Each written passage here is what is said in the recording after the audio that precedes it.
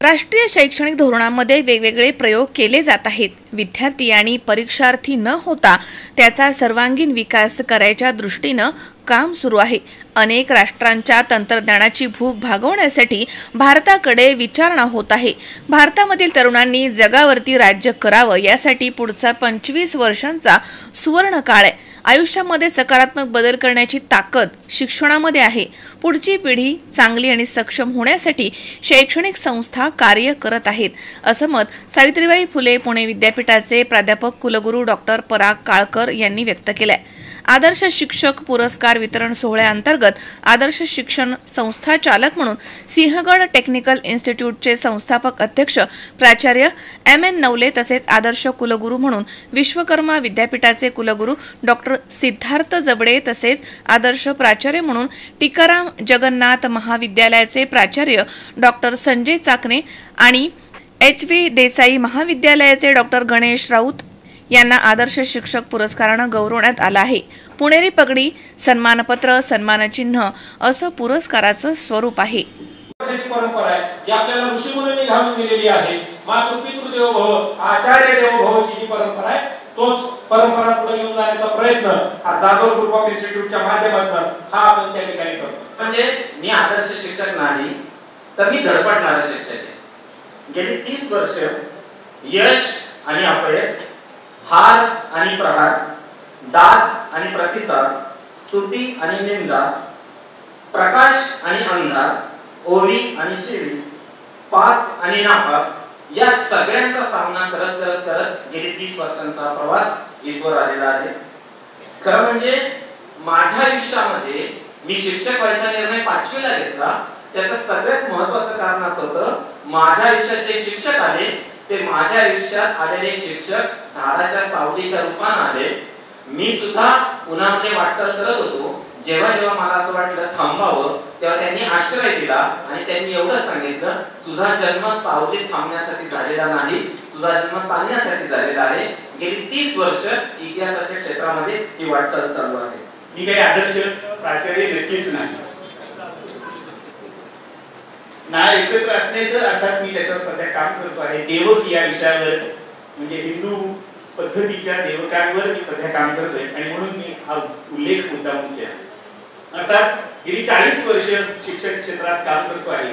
मुलग्याच्याच भाकरी खाणारे आणि मुलग्याचंच कढा खाणारे आणि तुला जे काही बुद्धिमत्ता आहे त्याच्यावर आपल्याला केलं पाहिजे. आणि हे जे काही असे वेगवेगळे इनिशिएटिव्ह आहेत ते करून आपण पुढे जाण्याची गरज आहे. शिक्षकांचा बदल आहे.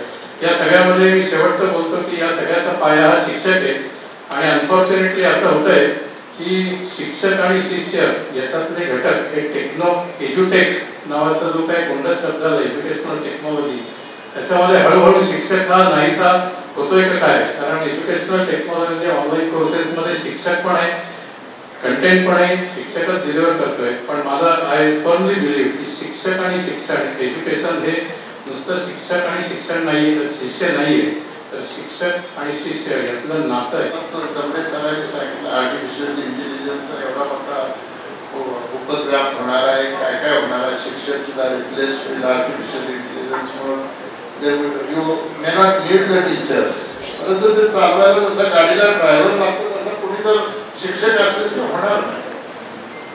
आज सरांबरोबर इथं बसून या पुरस्कार अनुभवताना निश्चितपणे मला आनंद वाटतो आहे. अभिरुचीचे वेडे सर, ॲडव्होकेट अंबुले सर, आमची प्रत्यक्ष भेट नाहीये, परंतु आमच्या विद्यापीठाच्या अनेक केसेस हायकोर्टामध्ये अनेक ठिकाणी ते चांगल्या रीतीने प्रेझेंट करत असतात.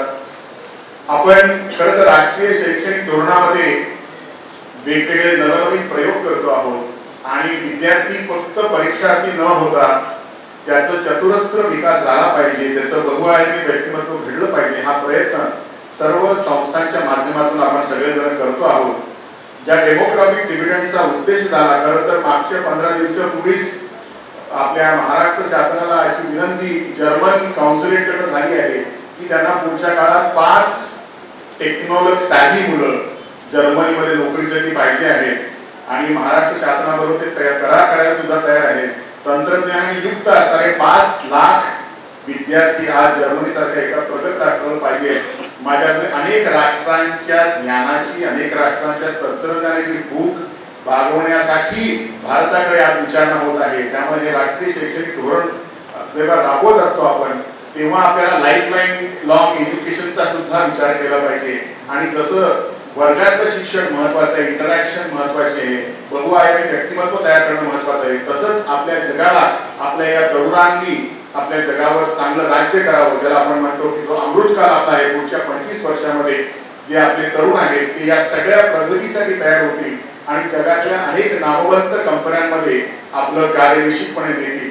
आणि मी नेहमी मोठी स्वप्न पाहिजे आणि मोठी स्वप्न पाहून त्या स्वप्नांचा पाठलाग करा आणि त्या स्वप्नांच्या मागे जर तुम्ही लागला तर देव तुमच्या बरोबर असतो हे मला वाटतं. माझ्या स्वतःच्या अनुभवावरून सांगतो. अमोल उदमले सह हर्षल कोठावदे, C24 तास, पुणे.